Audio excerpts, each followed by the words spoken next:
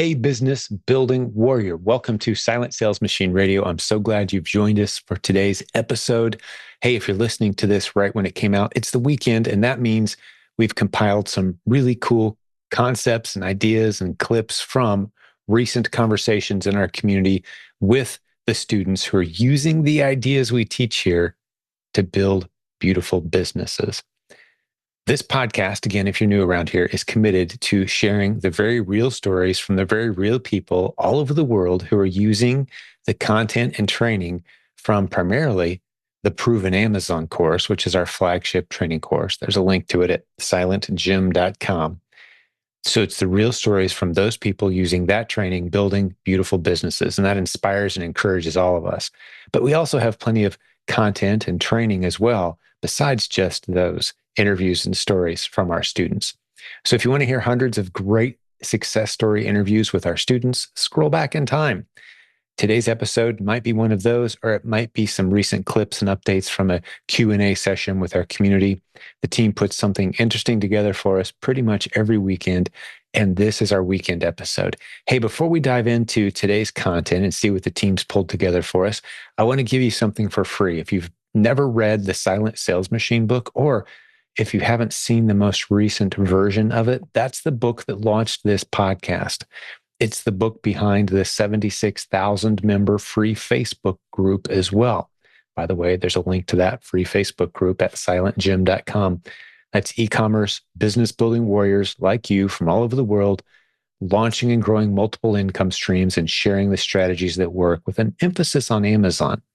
But the book I want to give you that launched that community and this podcast is called Silent Sales Machine. It's been updated 11 times. You can get it completely free using the link I'm about to give you. Go to silentjim.com/free11. That gets you a free copy of the book. If you've never checked it out before, I strongly encourage it. It's great lessons and insights that I've learned over 20 plus years of earning my only income for our family of 7 online. Multiple streams of income using the internet creatively. I'll show you what doesn't work, and I'll talk about why it doesn't work, and I'll talk to you about the viable opportunities that are available based on where you are right now in your life with the skills and the challenges and the advantages and the lessons that you've learned along the way. Where are you right now? What are you positioned to take advantage of when it comes to building a great income online? I think you'll really like that book.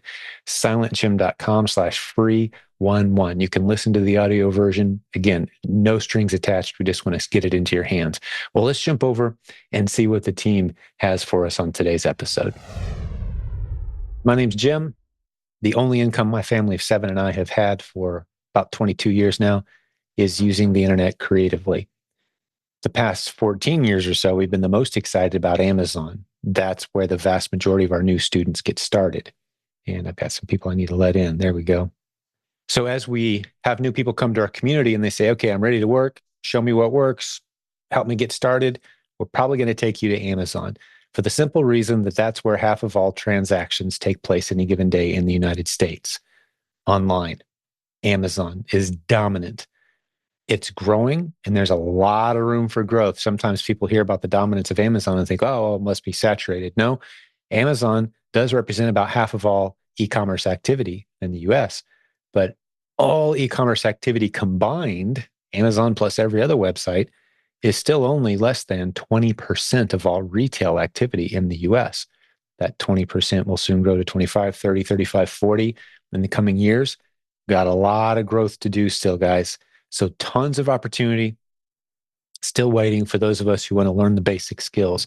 And our philosophy around here is we don't want to throw you into the deep end of the swimming pool as a new student. If you've never had success online before, we're going to start you with some pretty basic business models that can scale quite beautifully. If you're interested in following that path to its largest possible destination, we've got multiple 7-figure sellers using our very basic introductory Replens model. And I call it basic because the model can be explained very easily, very simply as you're helping Amazon fill the underserved shelf space at the hundreds of US-based Amazon warehouses. And there's a lot of underfilled shelf space in those hundreds of warehouses, as we demonstrate all the time around here. I've actually left hundreds of examples from my own inventory in the past few months of the exact ASINs that I'm selling successfully on Amazon, helping them fill their underserved shelf space. There's a lot of it, and you can find it once you know how to look for it. That's the beginner model. Then after that, we move you into some of the other models if you'd like. We've got wholesale, we've got bundles, we've got private label as one of the, as you start to mature, maybe you launch your own label, your own brand. We never like to see new sellers start there on Amazon because your failure rate's going to be really high. But if you start off learning the basics, taking tiny risks, slowly rolling into some of the more advanced skills that you're going to need, building your list of contacts and connections and relationships in the community, you're going to be well set to do something really special. All right, Keepa question popped in. Yeah. How accurate is Keepa for Amazon.ca? Canada. I'm finding it's often very much different from Seller Central data, as well as what can be seen on Amazon itself. Mm-hmm. I know you guys just interviewed one of our coaches from up in Canada. Mm-hmm. Debbie, right? Yeah. That's an episode coming here in the next few days. She does a great job. She sells in both Canada and the US. Yes. And she uses Amazon. She uses Keepa. Now, I would say it's hard to compare to Seller Central because we don't get we get a lot of different information from Keepa than we do from Seller Central, which is why we use that tool. Otherwise, we probably would just use Seller Central, at least for new people, because we don't want people to spend money on tools they don't need. Great. However, Amazon.ca, which is Canada's platform for Amazon, is very much different than the US. They're a very small slice of the Amazon pie and much fewer sellers, many fewer eyeballs, buyers. Yeah. So it is going to be different information, but really what we can tell on Keepa, generally speaking, is historical pricing. That's what we're looking at. We can tell different sellers' pricing. We can tell different buy box pricing. We can tell how many offers are on. But Keepa does a scrape of Amazon. They don't have official information from Amazon. So we don't know if any sales have happened at those prices. We just know what seller prices have been. But that gives us really great information about how many sales might have happened and what we can test. We still have to test to find out what's true for us in US or Canada or any country, I think. Yeah, and Robin Joy, when you and I get talking about Keepa, I mean, we could easily, and we literally have filled up days worth of content talking just about Keepa, and we're still discovering. I mean, literally less than 2 weeks ago, they added a new feature that had me up at 3 a.m, just brain wheels spinning about the possibilities. So it's a constantly changing tool. But I love how you described it as, all they can do is scrape the publicly available data, which may seem at first like, why is that valuable? Anyone could do that, right? Well, no one else does. And then they put it on a historical graph. That is powerful. And once you understand that that's all really Keepa is, they don't have any internal data. And the big reveal on podcast episode 369 at silentjimdotcom, go listen to it. We talk about Keepa. It's a big secret you have to realize is not only do they not know what price point things are selling for, Amazon doesn't reveal that to anybody, but Keepa gives you the best insight at making the best possible educated guess about what price point things are selling for and more importantly, where the opportunities are for you to sell against ASINs at a profitable price. So the accuracy of Keepa data, that's not really, to me, that falls into the same conversation of people who might say, I can't find anything profitable. Like, yeah, you haven't been around long enough to realize that's not the right question to ask. Where's the profitable inventory? It's kind of like, where's the accurate Keepa data? No, you're asking the wrong questions. You'd be saying, which ASINs can I test confidently against, knowing that my worst case scenario is break even? And the best tool to give you the best shot at finding as many of those as possible rapidly is Keepa. That's the angle to come at. And it's, and everyone's at different stages. And there's huge opportunity in Canada, to be clear. I mean, we have some incredible success stories in Canada, but the sheer number of shoppers, the volume of test-worthy ASINs in the US just far outpaces anything you're going to find anywhere else, which is why most of our Canadian sellers are also selling in the US on top of being in Canada as well. Yeah. Yeah. We have clients that we're working with in coaching that live in Canada, and some of them like to just start in Canada, but they almost always end up adding US as well. So, yeah, we've got coaches that can really help with that. One of which we just had an interview with, and that'll be coming out on a podcast. And I will say about the new things that came out on Keepa recently. Thanks for requesting those. Those are great things. And Brian's been working on some Keepa training. And he said, thanks, Jim. I only have to change 3 videos now. So. Because of all the new features they've added for us. It's great having their attention, by the way, isn't it? I mean, like, oh, yeah. Just there for years, we'd email them and they wouldn't even respond. And now they finally listen when we ask them for things because we've sent them literally thousands of users. They're paying attention to us and giving us those things that we request.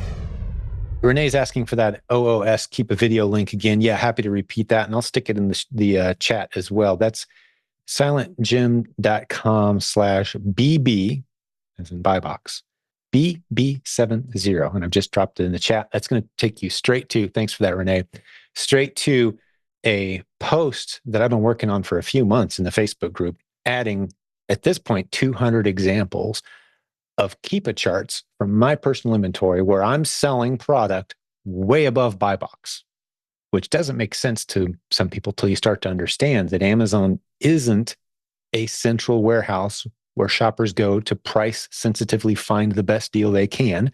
That's what a lot of people think Amazon is. It's not. To some shoppers, they kind of treat it that way. But there's millions of shoppers that look at the speed of delivery as being just as important or more important than the best price. And I prove it all day, every day with examples from my own account where people are spending. Today, I gave an example of someone who spent $60 more than they had to on a product to get it fast. Had I not been there selling it for $60 more than everyone in a warehouse near them, no one would have got that sale. I was there with a conveniently placed item of inventory in a warehouse near the shopper, and they paid $60 more than they had to, had they been willing to wait, say, 2, 3, 4 days. I don't know what their other options were because I'm not in their zip code. But I do know they grabbed my item, and the only logical, rational explanation for them paying $60 more than they had to was because they wanted it quickly. And a lot of people use Amazon that way all day, every day. Joy's saying she has 6 ASINs. You said it says 6 FBA and 2 FBA. I think you mean FBM, but I'll keep reading here. Several ASINs are in reserve. Okay, yeah, I can talk about that. So no sales yet, struggling with prices. When should I possibly realize these ASINs are not good? Is there a suggested time frame to decide when it's time to liquidate? Okay, yeah, I can talk you through that. Typically, some people will say start lowering your price after 3 weeks or so. I typically like to wait 6 weeks. You can wait 8 weeks if you'd like, if it's a fast-moving ASIN. The nice thing is, you can drop your price and you're going to get rid of it. So the check-in times, what you have to keep in mind there is sometimes it can take Amazon 2, 3, 4 weeks, take them a month. And during Q4, busy, starting about middle of November, it can take 6 weeks, 8 weeks for Amazon to check stuff in, which creates opportunity for those who know it's coming. But if your inventory is stuck in transit, they're not charging you restock fees until it's up for sale. The clock doesn't start ticking, I should say. So the clock starts ticking once it's up for sale. If your stuff's in transit, Amazon hasn't started the clock ticking yet. But once it hits their shelf and it's available for sale and it's been checked in, now the clock starts ticking. And if you let it sit there for about 3 months, you're going to start seeing some inventory, some storage fees, some long-term storage fees, which is why we say at about the, depending on your stomach for risk, at about the 3-week mark, if you're very low risk tolerance, or at about the 6 to 7 week mark, if you're a higher risk tolerance, or if you're a super high risk tolerance, at about 10 weeks or so, it's time to start diving that price slowly if you'd like, or more quickly until you get rid of your inventory. And ideally, since you're testing it, you didn't send in that many units. And ideally, if you're paying attention to our training, you've only tested on ASINs that have a decent velocity to them per keepa, meaning like, 20, 30, ideally 40 or more drops per month. If you drop the price on a 40 drop per month keepa ASIN, you're going to be able to get rid of that bad boy pretty fast. Now, you may take a little hit depending on where the buy box has been and where it is now, but you're not going to lose all your money. It's not just going to sit there. You're not going to have to liquidate it for pennies on the dollar ever, unless you're really bad at picking inventory and you're not paying attention to the lessons in the Proven Amazon course where we talk about such things. Joy is saying, she makes a point about, if you sell, or at least this is the point I'm going to share on the audio, if as long as you're selling things, even if you're selling at a slight loss, that's going to open up gates for you, especially if you hadn't had 40, 50, 60, let's say maybe up to 100 or so sales yet. Don't be so concerned about making a profit that you miss out on. There's a whole bunch of other big opportunities. I don't remember what the podcast episode was exactly off the top of my head, but we had a whole podcast episode where we talked about the benefits of having a bunch of break-even transactions on Amazon. There's a whole bunch of things. Your scores, your health scores go up. The gates start to fall open. Amazon knows, likes, and trusts you even more than they did when you were a new seller. Your odds of having a suspension issue plummets. Just all kinds of great things start happening. You're going to have more opportunities open up to you, basically. So as you're learning, don't be so focused on, oh, I didn't make any money on that transaction. I just barely broke even, or, oh, I lost $2 once it's all said and done. That's okay. There's people out there right now starting businesses, pouring in a few $100,000, hoping it works out 10 years from now. Like, this isn't that. This is a few dollars here and there. You're learning, you're getting your momentum, you're learning the lessons. Your Amazon's starting to know, like, and trust you. They're going to open up more doors, more categories. Pretty soon you'll be able to jump in, just click a couple buttons and get approved for all kinds of brands. Like, the business gets easier after you get through this initial. So folks, yeah, profits are good. We'll take it early on, but don't be so focused on that you lose sight of the big picture of the benefits of having a healthy account that gets easy approvals. Damien's saying, okay, here's a question from Damien. Gotcha. I'm going to read through this. It says, it's been over a month, actually almost 2, since I sent in 2 units of a product to Amazon. It's been received for a while now. It says they're for sale, but they're not yet Prime eligible. So you send them in for FBA, but they're not Prime eligible yet. Okay, so I opened a case. Amazon keeps thinking I am trying to make an FBM item Prime. They think you're trying to convert a merchant fulfilled item into a Prime item. Right, which isn't possible that you're aware of. Right, it isn't. So you're not sure what to do. Got you. Well, this is one of those things. It's not uncommon, unfortunately. It's rare, but it's not uncommon. Right. What I mean by that is we hear things like this in a group of 76,000 of us. You hear about these kind of things. People don't tend to show up in our group and go, "Hey, today everything went kind of as planned, and it was a great day." Yeah. Just letting all of you guys know. Typically, they show up in the group and it's like, hey, something really weird happened. So we hear these things. You'll send in a shipment. Amazon checks it in. Nothing happens, nothing happens, nothing happens. What's going on? You open a case. They act confused. But what I can tell you, Damien, the good news is 2 things. What cures that? Keep calm and test more ASINs. If Robin Joy was here, she'd be so happy that I did that, right? Keep testing. You send in 2 units, man. Don't let this stall you out. It's going to resolve. You're going to wake up probably tomorrow, since you brought it up today, and they're both Prime now, and one of them sold, right? So the machine turns slow sometimes. But the nice thing about opening up a case is someone else is going to see it the next time if you open up a separate case, and maybe they'll understand. And it won't be someone in Pakistan that started yesterday. It'll be someone in the US that's been there for 8 years. Like, oh man, yeah, let me hit a couple buttons. Tap, tap, tap. Okay, you're live on Prime now. But the odds of this requiring your intervention in order to resolve is very slim. That's the main point I want to make. It's going to likely resolve on its own. 2 months is nothing. In other words, I mean, believe it or not, that's just kind of the way it happens sometimes. It takes a while for stuff to get checked in to become eligible. So I'd say give it another week, relax, find more ASINs, and then open up another case if nothing's happened by then. But certainly don't spend your time, wringing your hands, hoping that this works out to prove that Amazon's actually legitimate. I take it this is one of your newer, you're a newer seller. You haven't sent a lot in yet. You're still building your confidence. It's going to be okay. The units weren't lost. They've got them. They're just not checked in. You're going to be all right. So hopefully that helps you out. Damien says he's going to get one of these mugs to help remind him. Yep, good investment. Actually, that's a good chance for me to give a little mini plug for our upcoming, on the other side of the mug is our 100 ASIN workshop. That's the way to get one of these mugs. I don't know if you can get one otherwise, but a handful of people here tonight have been to one of those workshops. If you go to provenamazoncourse.com/100, you can read up. We got August in Nashville. We're in Nashville in August. I remember the exact dates. I think it's towards the end of August, but details are on there if you want to come join us live. Rob and Joy, Brian will be there. I might be there, not sure yet, but we're going to have a handful of good coaches on our team there, open up the laptops, dig in, and just go through Keepa, the Replens system, send you home with a path to 100 ASINs so you really know your stuff. We've had people come into that course confused and emerge 3 or 4 months later, they're a coach on our team. So we love getting that hand holding, one-on-one, hand on the shoulder, helping you out.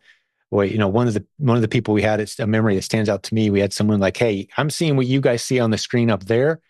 I see that, and I'm looking at my computer with the same ASIN, and I do not see what you see. What is going on? And we all kind of all gathered around like, what's going on? I don't know. What do you think? I don't know. Why is Keepa not working for her? Oh, she had a free version of Keepa. We're like, oh, yeah, you got to pay $20 a month. And then boom, all the data shows up, and everyone's like, yeah, okay, we're all on the same page now. The kind of thing that would have slowed you down for a week or two at home just resolved in a 45-second kind of like, hey, let's figure this out, tap a few buttons. Okay, here's where we're all on the same page. The value of that and the relationships. So come show up in August if you want to hang out with us. provenamazoncourse.com/100. Shannon's saying her husband works for Amazon and they've been shutting down inbound departments to work on outbound only. Yeah. Okay. So that's opportunity, right? We're not even into Q4 yet. And Amazon's struggling to check in inventory in some warehouses. What's that mean? That means underserved listings on Amazon. Do the shoppers care if Amazon's struggling right now? No, the shoppers are showing up and they're shopping all day, every day. And if Amazon can't get stuff checked in and it's stacking up, opportunity for you to do some merchant fulfilling. And you can find those ASINs where Amazon is struggling. That's the beauty of learning how to use Keepa. You can find the ASINs where Amazon's struggling to keep up with demand and they're pricing at $20, but they just can't get the stuff checked in fast enough. You can come in at $45 and find out if anybody really wants that item. Send in a couple units. If someone wants it faster than what Amazon can do, you're the one they're going to go with. And they'll be thrilled to buy it from you because that saves them from driving around to 6 different Walmarts on a Saturday afternoon. Thrilled to get the convenience. That's what we provide as Amazon sellers, by the way. A virtuous thing we provide. We save people time, precious time. Just imagine if every day had an extra 6 hours in your life. Like, what would you do with it? Would you be grateful for it? What would you be willing to pay for that? People are willing to pay for their time. That's the service you're providing, the convenience of stuff being on the front porch. During COVID, this really showed up in a big way. I still, to this day, don't think that the article's been written, the recognition's been given for what this community and what other reseller communities did to get this country through a time where a lot of us thought like, this is like, I can't leave my house, serious level disease. When people start thinking that way and panicking, they still got to eat. They still got to get stuff. They want puzzles to do with their kids. They want stuff to do and crafts. And we got this nation through a really hard time by keeping the options open on what people could buy. Because we were going out to stores, some of them with 8 masks on and a hazmat suit. Okay. But we got stuff from the shelves where people weren't going, buying it, keeping the retail locations alive, moving it online. People could buy and shop there, and we're keeping the doors open on retail businesses and keeping a lot of businesses afloat, supplying the stuff that they needed. So yeah, that's what we do around here. We create the convenience and move stuff from a place of lower perceived or actual value to a place of higher perceived or actual value. That's what we do as resellers around here. Love teaching you that business model. So much opportunity in it, and it's just one of many, many ways to use the internet creatively. All right. I've got one last question, Tony. I'm going to hit this one, then we'll wrap this thing up. Tony's asking me, what do you need in order to sell branded items that are from overseas in the United States? So if I'm hearing correctly, Tony, let's say you've got a branded item, some brand that we're not familiar with in the US that's sold, let's say, in the UK, and you want to bring it to the US and you want to sell it here. Well, the first thing you're going to need, if you want to do that, once you get into international shipping, you're going to need the permission of the brand first and foremost, because I've seen some crazy lawsuits come when you don't do that. The next thing you're probably going to need is, if it's any kind of food or consumable, you know, EPA and lawyers involved. It's complex, in other words. Even if it's a brand that happens to be sold, we see this a lot with Canadian and US. There's certain brands of, let's say, Nabisco crackers that you just can't get in the US. They sell them in Canada. They love them there. They call them, Nabisco A, like, hey, we don't have Nabisco A. We just call it Nabisco here in the US, right? So I want Nabisco A crackers. Oh, it's actually illegal to ship it across the border because part of the EPA or FDA or whatever, hasn't approved one of the ingredients or something. The next thing you know, you're breaking international laws, just shipping crackers across the border. So you got to be really careful with that. In other words, you want to make sure that you've consulted people who know what they're talking about. And we do some of that. But I can tell you, I'm 22 years in, and I am not real excited about international, helping brands get set up internationally. We do have some people who have done that, though. We've got a coach on our team who's doing it effectively. We've got Joseph in Slovakia is doing it quite effectively, helping many brands move from England, from UK, over to the US with their brands, and he's helping them get on Amazon. But there's a lot of moving parts involved. So I can't give you the list. There's probably a book on the topic, actually. There's a lot of things to be aware of. But we've got lawyers at Humminbird that can probably help you out with that as well. If you've got a brand that would really like to make the leap and they like you, know, like, and trust you, and you want to help them make the leap, yeah, we got the people that can help you make that happen. Damien said, one last quick question. We can do this. I know you're getting ready to wrap up. Yeah, that's all right. Does my book come in PDF form, or is it just audio video? Yeah, Damien, good question. I've been very negligent in not creating a PDF of the latest version of the Silent Sales Machine book. For those who don't know what we're talking about, Silent Sales Machine, the book that started this community, our podcast is named Silent Sales Machine Radio. I wrote that book about 20 years ago. I've updated it 11 times. The most recent update you can have completely free if you go to silentjim.com/free11. I'll put that in the chat. silentjim.com/free11, free 11. That's the link you need to get a free version of it. And I fully intended to have the PDF done by now. I just haven't had it transcribed yet. So it's an audio or video book. But the basic premise of the book is the 20 years of experiences that I've had, along with the invaluable team of people who at this point are all way smarter than me on a huge number of things.